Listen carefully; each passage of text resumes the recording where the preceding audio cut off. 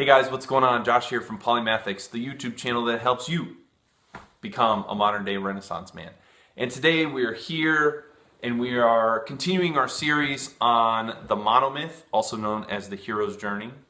And I have to apologize, I haven't posted a video in about a month, but my camera, long story short, technical difficulties, and I finally gave in and said, you know what, I'm just going to do it on my iPhone. I got to get these out to you guys.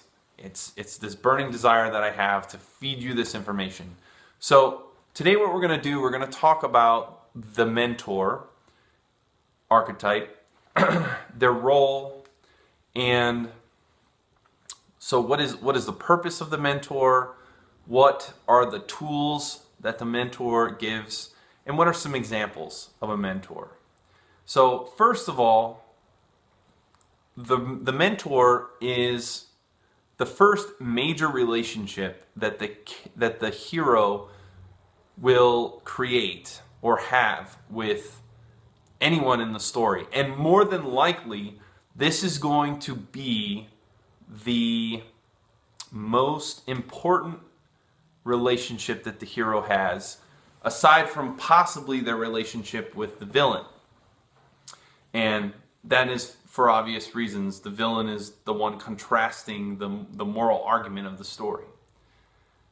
But when we look at the Mentor, their main purpose is to guide the hero, start the journey, build up the hero's confidence, give them tools that they're going to need in order to get into the road of trials.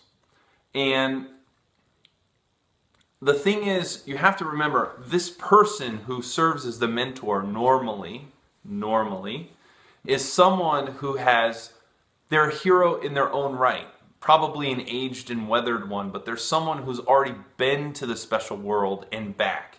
They've already gone out hunting and caught a few kills or fought a bear or something like that. So they're weathered, they're salted, they understand how the special world works. And so what they try to do is prepare the hero to face those obstacles that are undoubtedly going to come during the journey. There are, and this is something very interesting that I believe both Chris Vogler and Joseph Campbell point out, Chris Vogler for certain, is that a mentor doesn't always have to be someone who is a wise bearded old man or an old crone.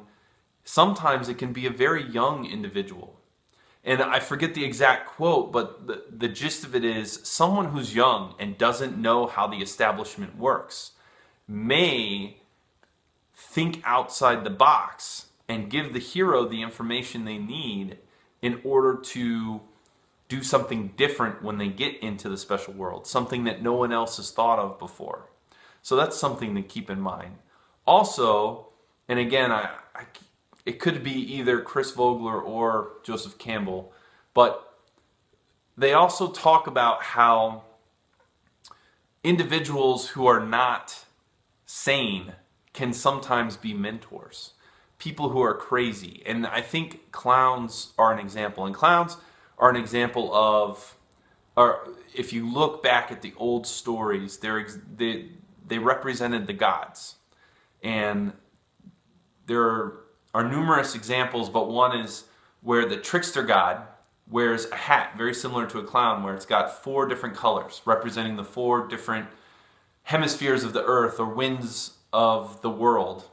And as he walks through town, one person sees that he's wearing a green hat and the other person sees that he's wearing a red hat.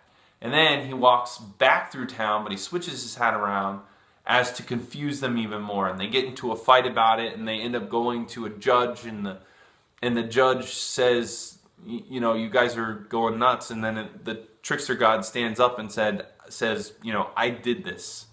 I created all this strife in order to teach you guys a lesson, which is basically, just because you saw something from your perspective and he saw something from his doesn't mean that they both weren't right or they both weren't wrong.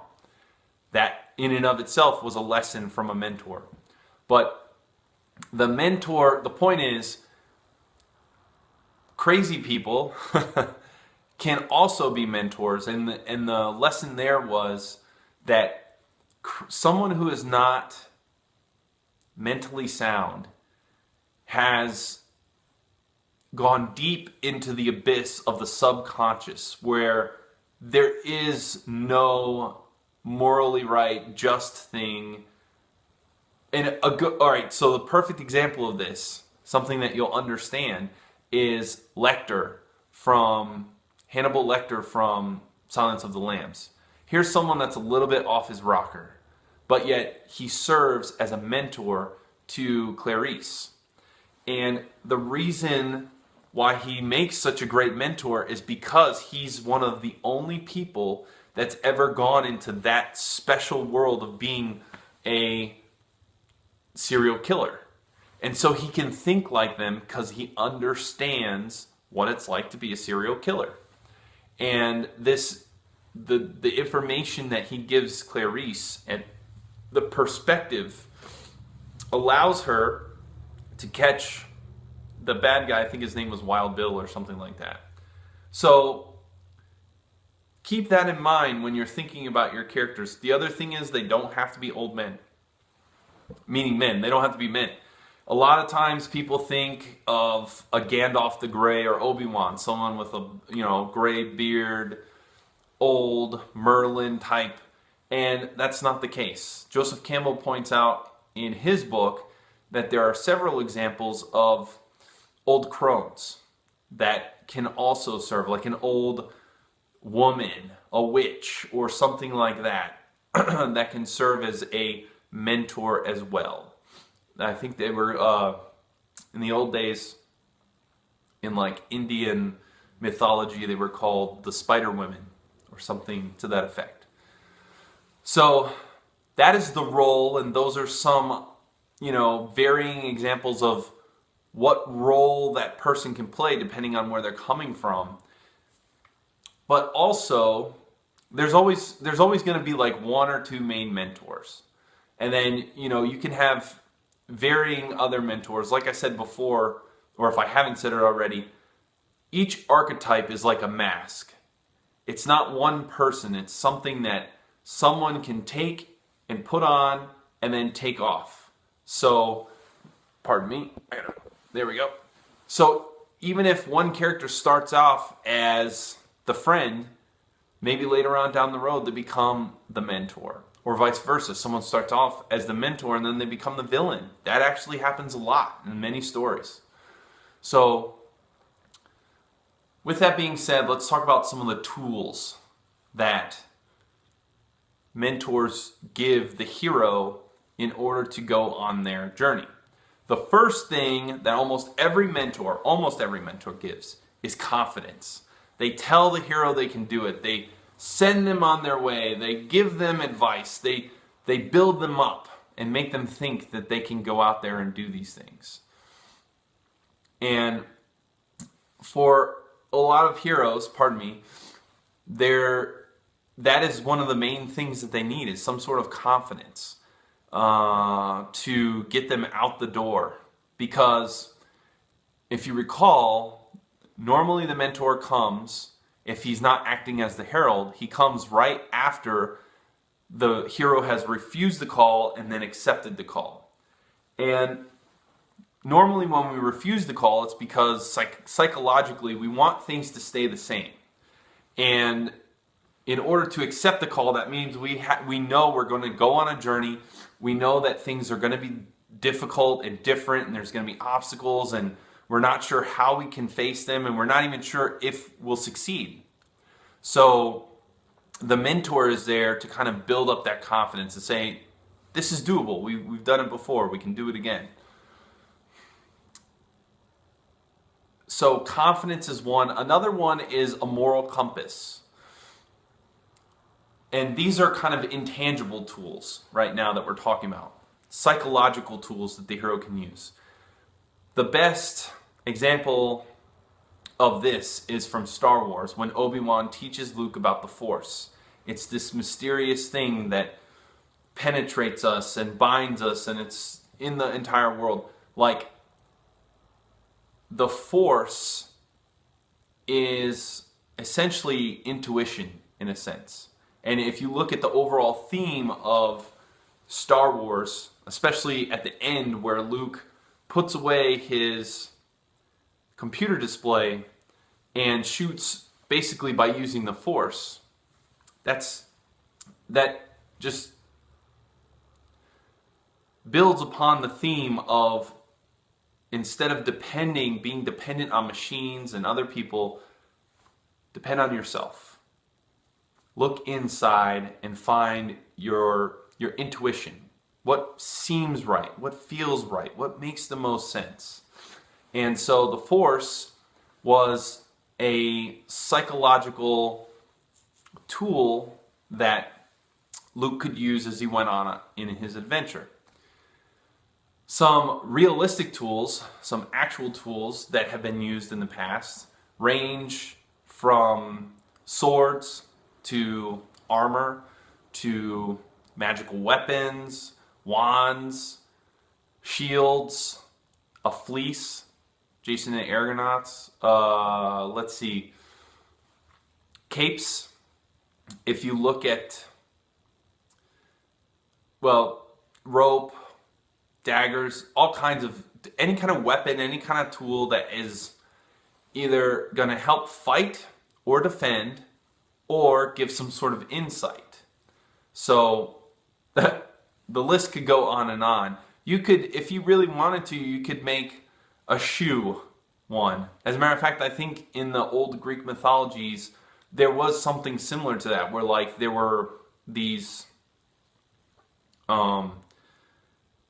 sandals that, you know, helped one of them run fast. I know definitely in Kratos, God of War, which is kind of loosely based on the mythologies, in one, I think it's in the third one, he defeats one of the gods and receives their ability to run fast, and it's from taking those sandals that he had. But that's neither here nor there. The point is, you can make almost anything a tool, but here's the kicker. The best tools are the ones that have a symbolic meaning. Not that are just going to fight or shoot or kill or maim, but something that's going to have a symbolic meaning. Sometimes this could be a talisman or a necklace or a gem. We've seen this in the Marvel superhero stories where you have the Tesseract and the Infinity Stones.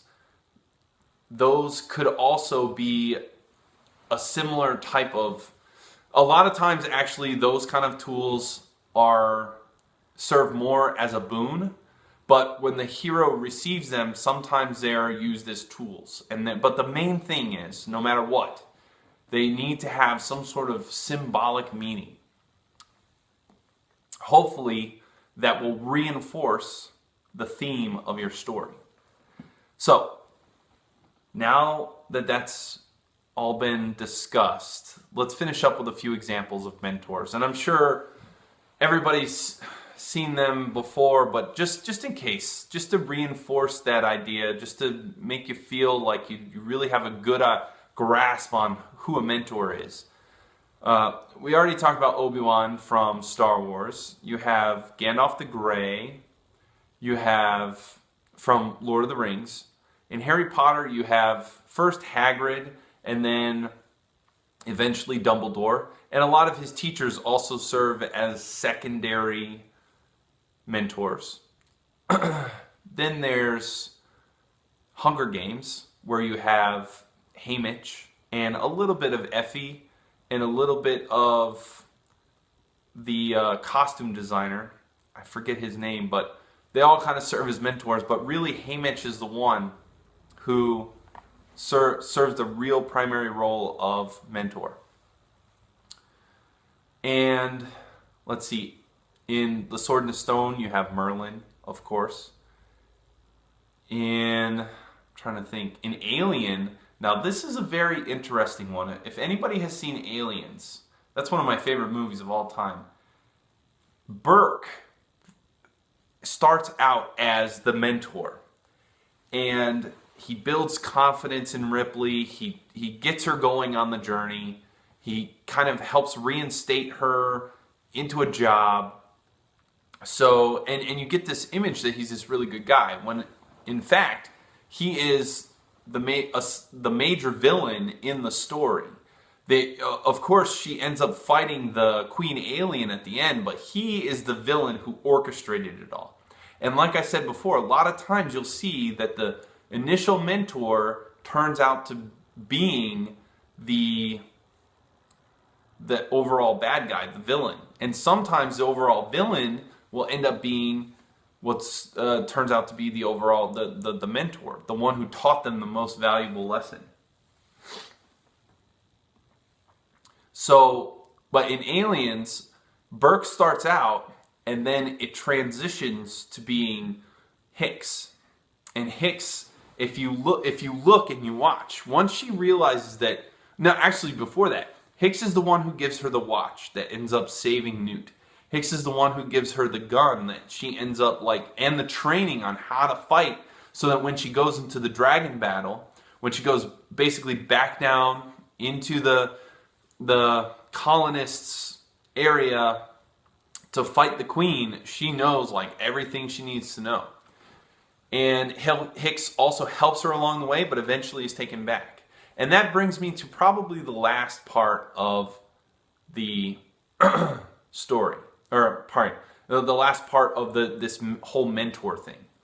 A mentor, in order for the story to really get some traction and raise the stakes, the mentor needs to be removed once the hero is on their road of trials. Now, does that mean that the mentor needs to die? No. But what needs to happen is the hero needs to either slowly or sometimes cold turkey start facing all of these problems on their own. Because if they're constantly relying on the mentor, then they're constantly going to have a crutch. It's going to make your hero look weak, and it's going to seem like the stakes of the story aren't as much. Whereas if you either kill off the mentor, have the mentor face some sort of mortal danger like they're captured, or send him on another mission, then the hero is alone. And it makes everything that's going on more exciting, because now the hero has to figure things out without their guide. And two good examples of this, and we'll stick to the ones that we've already done, are when Obi-Wan dies. When Vader takes out Obi-Wan, now Luke is alone. Now they have to figure things out without Obi-Wan. And yeah, Obi-Wan comes back kind of in ghost form, but he's not right there. He can't fight the fight for Luke like he was before. The other example would be Gandalf the Grey. In the Mines of Moria, we see the Balrog take him out. And he's gone for a long time, and Frodo and Sam and the rest of the Fellowship have to fight the bad guys and continue on the mission without their main mentor. Now later, Gandalf comes back, very similar to Obi-Wan in terms of the whole ghost-like thing. He comes back, he's reincarnated, and even when he's back though, he goes on missions. Think of when Rohan is under attack. Where's Gandalf? He's gone trying to find the other horse lords to bring them back and help with the fight. So he can't be there during that main battle. It's up to the heroes, Aragorn and Legolas and Gimli, to fight alongside men to try to help them. And so you see this reoccurring theme where the mentor is there in the beginning and then needs to be taken away in the middle and sometimes the end. And whatever you do, do not let anybody defeat the bad guy or whatever. The end of the story, the most tantamount part of the story, the climax. Do not let anybody, not the mentor, not a friend, not a sidekick, not anyone, defeat the bad guy or save the day except for your hero. Or else it makes everything just not make sense. So I hope this has been helpful, and I hope you have a better understanding of how mentors work in the hero's journey and the Monomyth. And if you like it, please like, share, and subscribe, and I will see you guys later. Take it easy.